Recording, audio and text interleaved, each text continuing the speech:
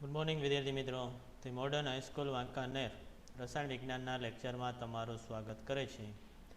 ધોરણ 11 સાયન્સ રસાયણ વિજ્ઞાન એના વિશેની માહિતી આપણે શીખીએ છીએ. રસાયણ વિજ્ઞાનમાં આપણે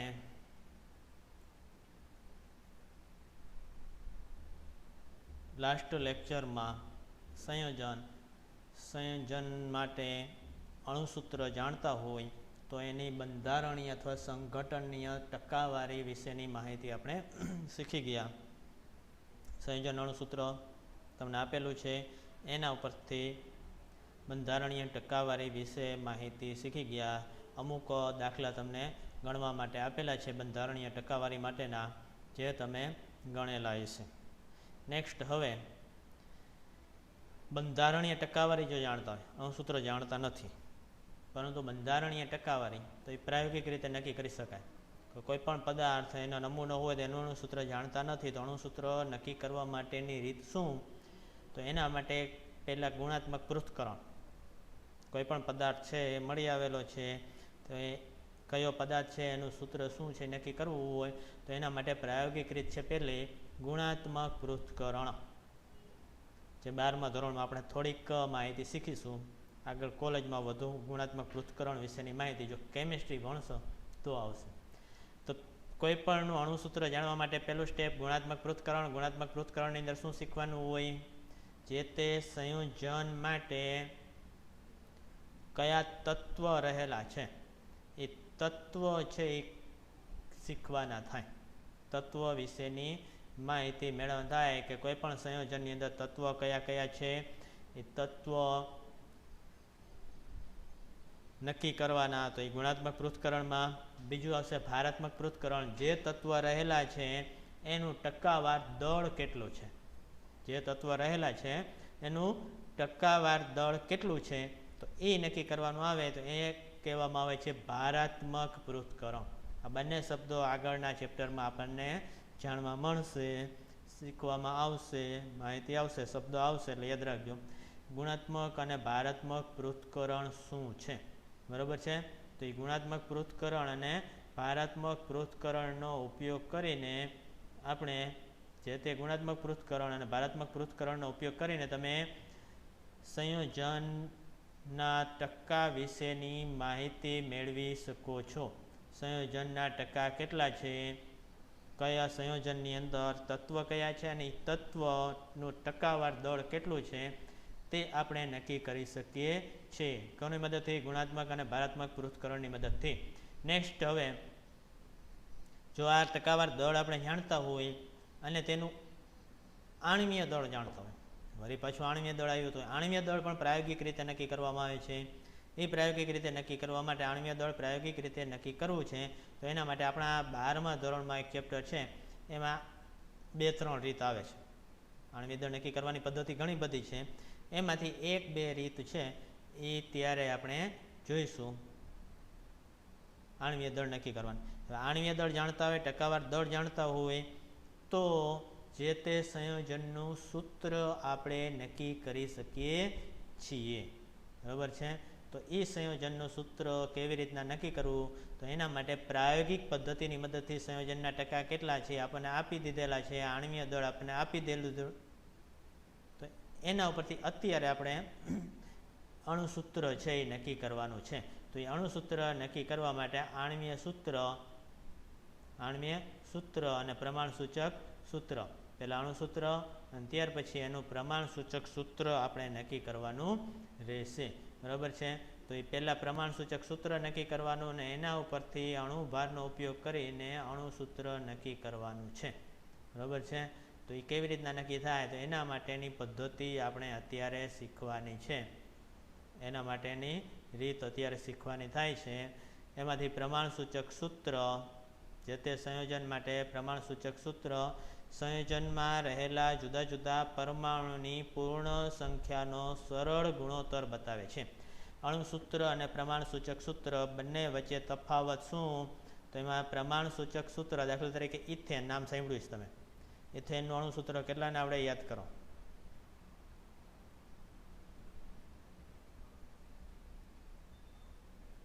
ઇથેનનું અણુસૂત્ર C2H6 અણુસૂત્ર છે.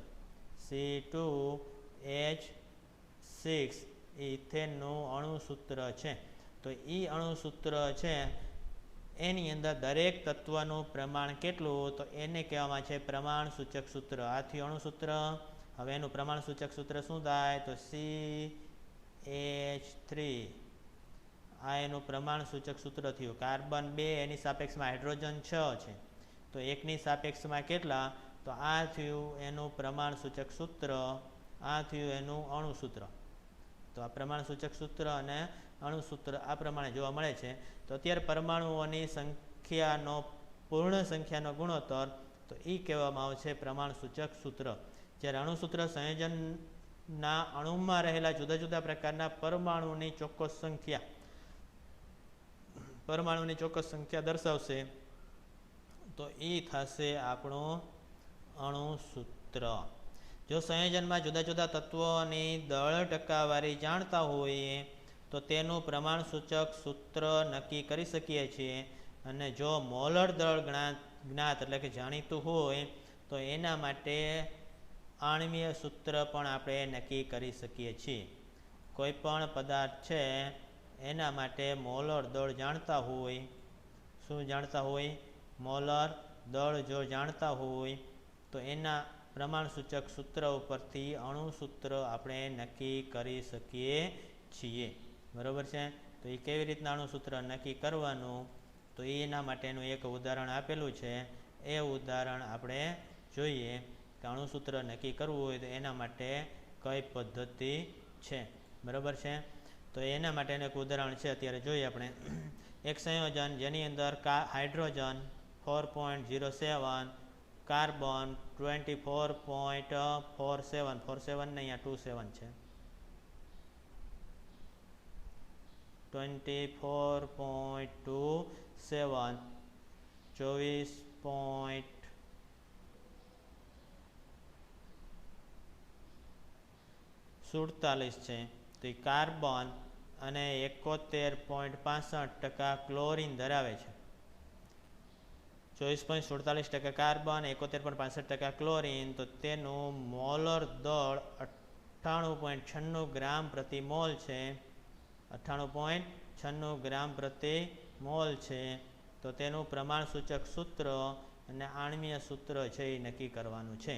તો એના માટેના સ્ટેપ અત્યારે આપણને આપેલા છે. જોઈ સ્ટેપ. પહેલું સ્ટેપ છે એમાં દળ જે આપેલું છે એ દળ ટકાને ગ્રામમાં ફેરવવાના છે. જે દળથી ટકા આપેલા છે એના શેમાં ફેરવવાના છે, ગ્રામની અંદર છે એ ફેરવવાના થશે. તો એ દળ ટકાને આપણે પહેલાં ગ્રામમાં ફેરવીએ.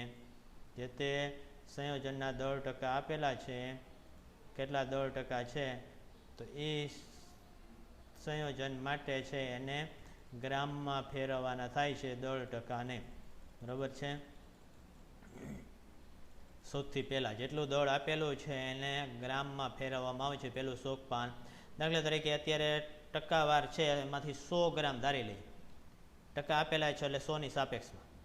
ટકા આપેલા છે એ શું છે, 100ની સાપેક્ષમાં આપેલા છે. બરાબર છે. તો એ ટકાને આપણે 100ની સાપેક્ષમાં ગણતરીમાં લઈએ તો જેટલા ટકા આપેલા છે એટલા ગ્રામ દળ થાય. તો સંયોજનના 100 ગ્રામ નમૂનામાં હાઇડ્રોજન 4.07 ગ્રામ, કાર્બન 24.27 ગ્રામ, ક્લોરીન 71.65 ગ્રામ છે. ઉપર જે રકમમાં આપેલી હતી ભૂલ અત્યારે સુધારીને આપી દીધી છે. બરાબર છે. તો અહીંયા છે એ સંયોજનમાં 24.27 ગ્રામ કાર્બન, 4.07 ગ્રામ હાઇડ્રોજન અને 71.65 ગ્રામ ક્લોરીન છે, એવું નક્કી થયું. એટલે પહેલાં છે એ 100ની સાપેક્ષમાં ગણી લે. જેટલા ટકા દળ છે એટલા ગ્રામ દળ થશે. જેટલા ટકા દળ છે એટલા ગ્રામ દળ થશે. હવે એના મોલ નક્કી કરવાના છે. દરેક તત્વના મોલ. તો હાઇડ્રોજનના મોલ નક્કી કરવા, મોલ માટેનું સૂત્ર આપણે આગળ શીખી ગયા. મોલ બરાબર વજન છેદમાં આણ્વીય દળ. મોલ બરાબર શું થશે, વજન એના છેદમાં આણ્વીય દળ. વજનના છેદમાં આણ્વીય દળ. તો એ પ્રમાણે આપણે નક્કી કરેલું હતું મોલનું સૂત્ર. તો એ સૂત્ર મુજબ આ સૂત્ર મુજબ છે એ દરેક પદાર્થના જે દળ આપણે નક્કી કર્યા એ દળને આપણે ઉપયોગ કરીને મોલ છે એ નક્કી કરવાના છે. ટકાવાર દળ જે નક્કી કર્યા એ ટકાવાર દળનો ઉપયોગ કરીને આપણે મોલ નક્કી કરીએ. એમાં હાઇડ્રોજનના મોલ મળ્યા આ પ્રમાણે ગણતરી કરી. વજન છેદમાં આણ્વીય દળ સૂત્ર મુજબ હાઇડ્રોજનનું વજન 4.07, એના છેદમાં એનું આણ્વીય દળ 1.008, તો એની કિંમત મળી 4.04. કાર્બનના મોલ નક્કી કરી તો કાર્બનનું દળ છે 24.27, એને ભાગ્યા એનું આણ્વીય દળ 12.01. આણ્વીય દળ તમે આગળ કીધું છે એ મુજબ કોષ્ટકમાંથી નક્કી કરી શકો છો, બરાબર છે. તો એ મુજબ એના મોલ મળ્યા 2.021. એ જ પ્રમાણે ક્લોરીનના મોલ આપણે નક્કી કરવા હોય તો ક્લોરીનનું વજન એના છેદમાં એનું આણ્વીય દળ, ક્લોરીનનું વજન એના છેદમાં એનું આણ્વીય દળ, તો એની મદદથી ક્લોરીનના મોલ મળ્યા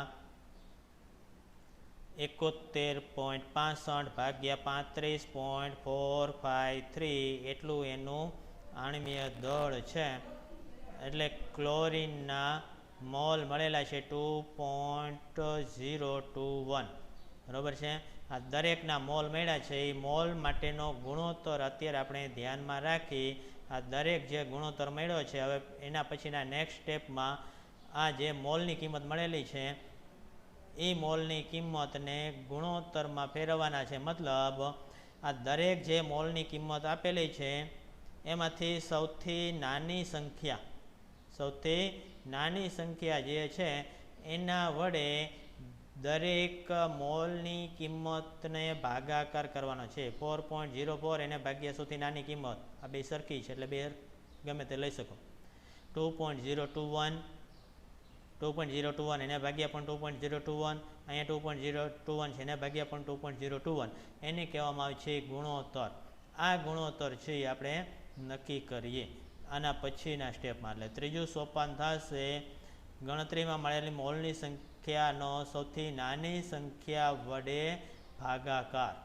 જે મોલની સંખ્યા મળેલી છે એ મોલની સંખ્યાનો સૌથી નાની સંખ્યા વડે ભાગાકાર આપણે કરીએ, બરાબર છે. તો એમાં સૌથી નાની સંખ્યા તે 2.021, એના વડે દરેકને ભાગાકાર કરવામાં આવે. તો ભાગાકાર કરીએ તો હાઇડ્રોજન માટે, કાર્બન માટે અને ક્લોરીન માટે દરેક માટે ભાગાકાર જોઈએ. તો હાઇડ્રોજન માટે ભાગાકાર મળશે 4, જે કિંમત મળેલી હતી એના ઉપરથી 2.021 વડે ભાગાકાર એટલે 2 મળે. બાકીના બેમાં 2.021 ભાગ્યા 2.021 એટલે 1 કિંમત મળશે. બેની કિંમત છે 1 મળશે. હવે અહીંયા જો ગુણોત્તર પૂર્ણાંકમાં ન હોય તેને યોગ્ય ગુણાંક વડે ગુણીને પૂર્ણાંકમાં ફેરવવાના છે. દાખલા તરીકે ક્યાંક ગુણોત્તર છે 1.5 આવ્યો, ગુણોત્તર છે એ 1.5 આવ્યો છે. તો હવે એને ગુણોત્તરને પૂર્ણાંકમાં ફેરવવા માટે શું કરવું પડે? તો એના માટે છે યોગ્ય ગુણોત્તર છે એને યોગ્ય સંખ્યા દોઢને કેટલા વડે ગુણાકાર કરી તો 3 થઈ જાય. તો 2 વડે ગુણાકાર કરીને યોગ્ય સંખ્યામાં ફેરફાર કરવાનો થશે. ગુણાંક વડે ગુણીને એને પૂર્ણાંકમાં રૂપાંતર કરવાના. એટલે અહીંયા છે એ ગુણોત્તર છે પૂર્ણાંકમાં જાવ તો એને કંઈ ગુણાકાર કરવાની જરૂર નથી. તો અહીંયા જે હાઇડ્રોજનની સામે કિંમત મળી તો એ કિંમત 2 મળી, કાર્બનની સાથે 1 અને ક્લોરીનની સામે 1. તો એના ઉપરથી એનું દરેક તત્વ એની સાથે આ જે સંખ્યા મળેલી છે ગુણોત્તર, પૂર્ણાંકમાં ગુણોત્તર એ મૂકવામાં આવે એટલે એનું પ્રમાણ સૂચક સૂત્ર થાય C1 છે. એટલે C લખવાનું થાય, એકડો લખવાની જરૂર નથી. H એની સાથે 2 સંખ્યા મળી તો H2Cl ની સાથે 1 મળ્યા એટલે CH2Cl. આ પ્રમાણેનું પ્રમાણ સૂચક સૂત્ર થયું. આ સંયોજનનું પ્રમાણ સૂચક સૂત્ર થયું. એ પ્રમાણ સૂચક સૂત્ર ઉપરથી એનું પ્રમાણ સૂચક સૂત્ર દળ કેવી રીતના નક્કી થાય? તો દરેકના પરમાણુય દળનો સરવાળો, જેવી રીતના આણ્વીય દળ મેળવતા હતા એવી રીતના એના પરમાણુય દળનો સરવાળો, તો એ થશે એનું પ્રમાણ સૂચક સૂત્ર દળ.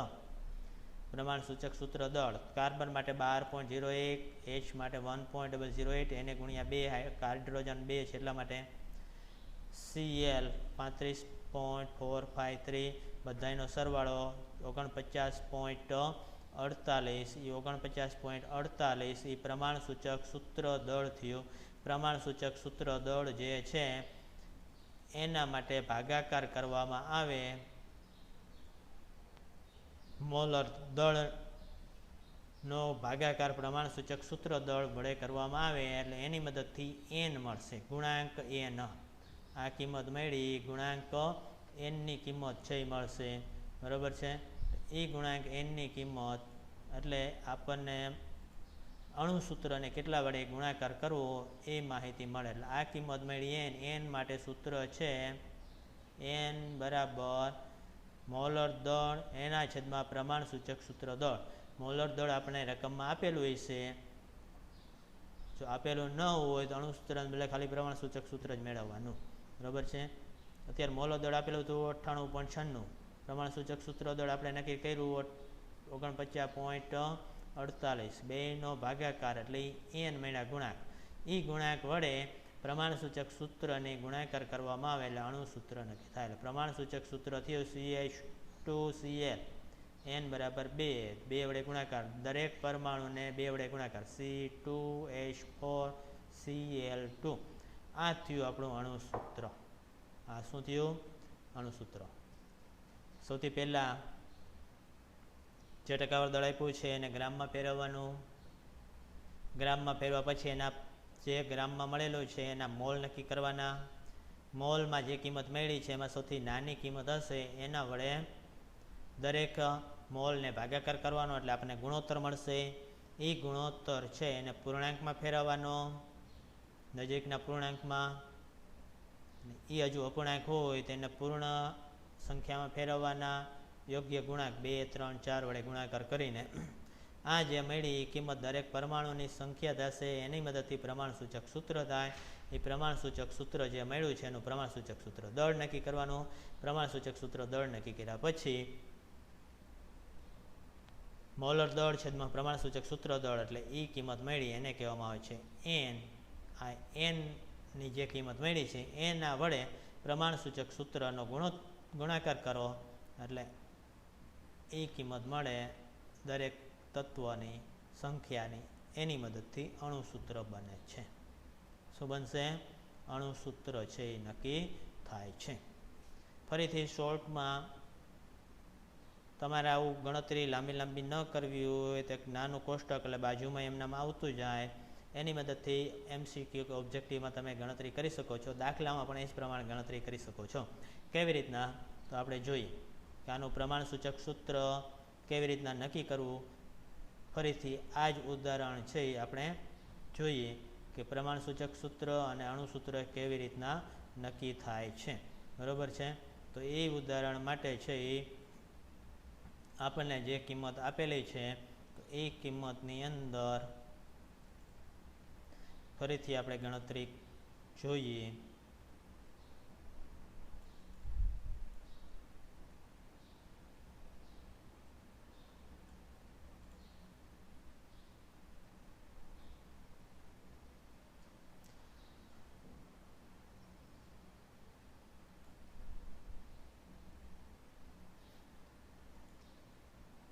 એ ગણતરીમાં આપણે રકમ આપેલી છે એને ફરીથી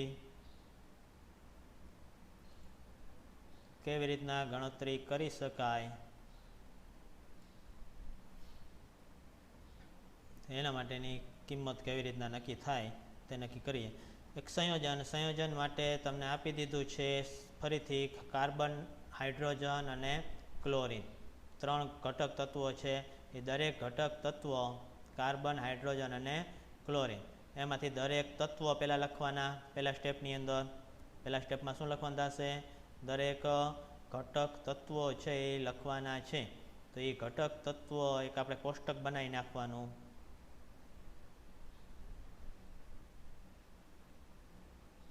કોષ્ટકની અંદર સૌથી પહેલાં છે એ તત્વ લખી નાખવાના. કોષ્ટકમાં સૌથી પહેલાં છે એ શું લખવાનું થશે? દરેક તત્વ લખવાનું થશે.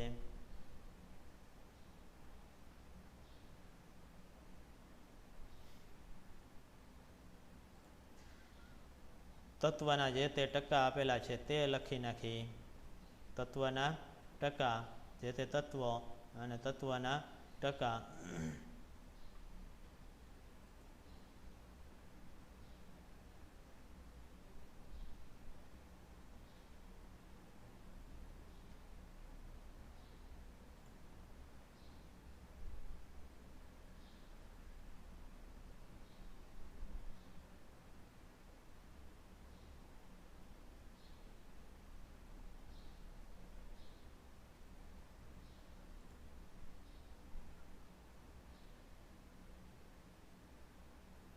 તત્વ છે એક હાઇડ્રોજન,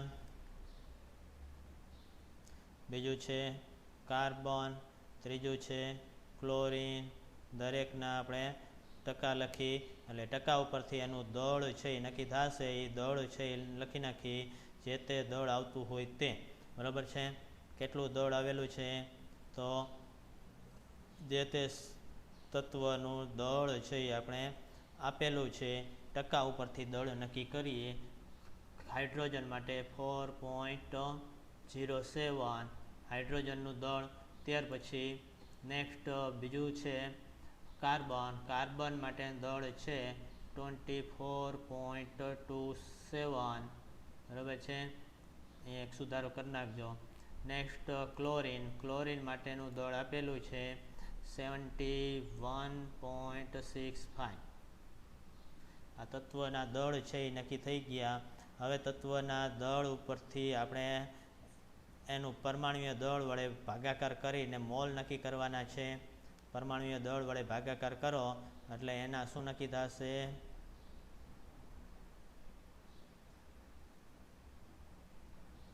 મોલ. બરાબર છે. મોલ નક્કી કરવો હોય તો એના માટે આપણે શું કરીએ છીએ? તત્વનું દળ એને ભાગ્યા પરમાણુય દળ. પરમાણુય દળ કોષ્ટકમાંથી આપણે લઈ લઈએ એટલે તત્વનું દળ 4.07 એને ભાગ્યા 1.008. 4.07 એને ભાગ્યા 1.008. 4.07 એને ભાગ્યા 1.008. આ કિંમત મળે. એ કિંમત એટલે એ આપણો ગુણોત્તર થયો. એ શું થયું? ગુણોત્તર થશે. તો એના બરાબર જે કિંમત મળેલી છે ભાગાકારની કિંમત કેટલી મળે? 4.07 એને ભાગ્યા 1.008. 4.04 છે એ કિંમત મળેલી છે. નેક્સ્ટ ગુણોત્તર લેવા થશે 24. 24.27 એને ભાગ્યા કાર્બનનું પરમાણુય દળ. કાર્બન એના માટે 12.01 પરમાણુય દળ એના વડે ભાગાકાર થયો છે. એ પરમાણુય દળ વડે ભાગાકાર કરો એટલે એના ઉપરથી કિંમત મળશે. એના બરાબર છે જે કિંમત મળે છે 2. ભાગાકાર કરો એટલે 2.02. 2.021. 2.025 અથવા 2.021 છે એ કિંમત મળશે. નેક્સ્ટ 71.65 એને ભાગ્યા ક્લોરીનનું પરમાણુય દળ 35.43. 35.43 વડે છે એ ભાગાકાર કરવામાં આવશે. તો એની મદદથી જે કિંમત મળે તો એ કિંમત છે એ પણ એટલી જ મળશે 2.021. 2.021 આટલી કિંમત છે એ મળેલી છે.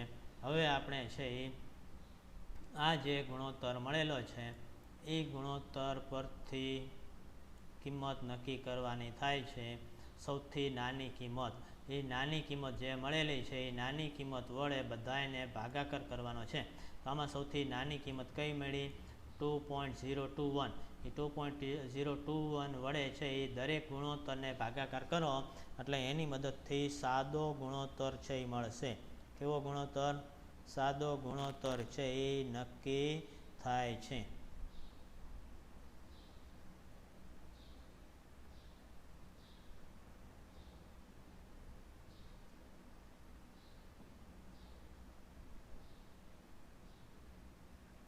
આ સાદો ગુણોત્તર.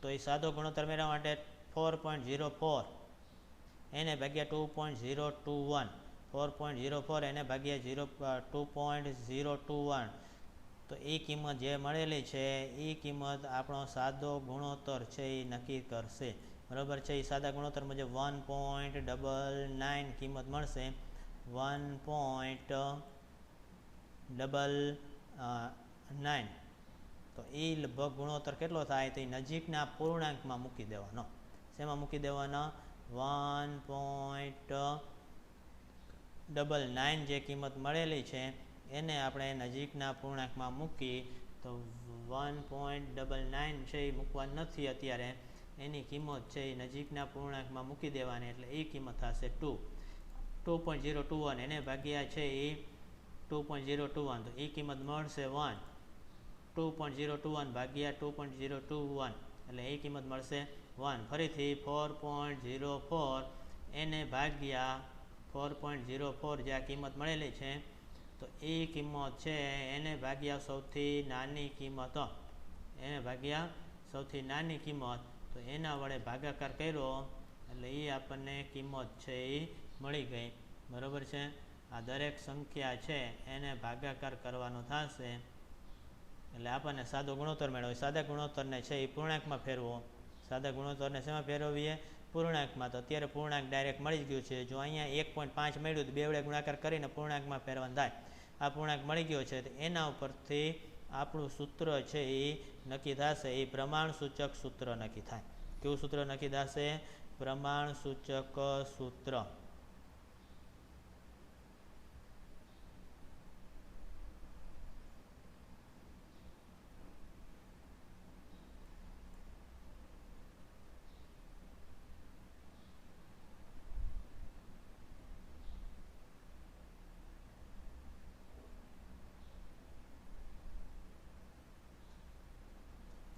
આ પ્રમાણસૂચક સૂત્ર થશે CH સીમાં 1 છે Hમાં 2 છે Clમાં 1 છે CH2Cl આ પ્રમાણસૂચક સૂત્ર નક્કી કર્યું ત્યાર પછી શું કરવાનું તો આપણે શીખી ગયા પ્રમાણસૂચક સૂત્ર દળ બરાબર છે અથવા એને ખાલી સૂત્ર દળ પણ કહી શકો છો તો એ પ્રમાણસૂચક સૂત્ર દળ માટે C કાર્બન 12.01 પ્લસ હાઇડ્રોજન 1.008 એને ગુણ્યા 2 2.016 પ્લસ ક્લોરિન 35.43 આ બધાનો સરવાળો કરો એટલે આપણને છે એ સૂત્ર દળ નક્કી થશે જે આપણે છેલ્લા આગળના પોઈન્ટની અંદર છે એ જોઈ ગયા હતા એ સૂત્ર દળ થશે 49.48 49.48 એ આપણું સૂત્ર દળ છે એ નક્કી થશે સૂત્ર દળ ઉપરથી એનની કિંમત નક્કી કરવાની એનની કિંમત અણુસૂત્ર ભાગ્યા સૂત્ર દળ અણુસૂત્ર આણ્વીય દળ એના છેદમાં પ્રમાણસૂચક સૂત્ર દળ તો એ આણ્વીય દળ આપણને આપેલું છે 98.96 એટલી કિંમત છે એ આણ્વીય દળની આપેલી છે તો એ આણ્વીય દળ 98.96 એને ભાગ્યા સૂત્ર દળ 49.48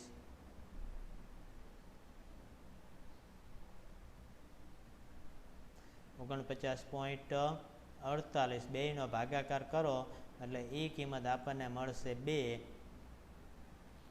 એ અણુસૂત્રને ગુણાકાર કરીએ પ્રમાણસૂચક સૂત્રને એટલે એના ઉપરથી આપણને અણુસૂત્ર છે એ નક્કી થાય તો એ અણુસૂત્ર આપણને મળશે જે તે સંખ્યા માટે અહીં ઉપર લખ્યું છે અણુસૂત્ર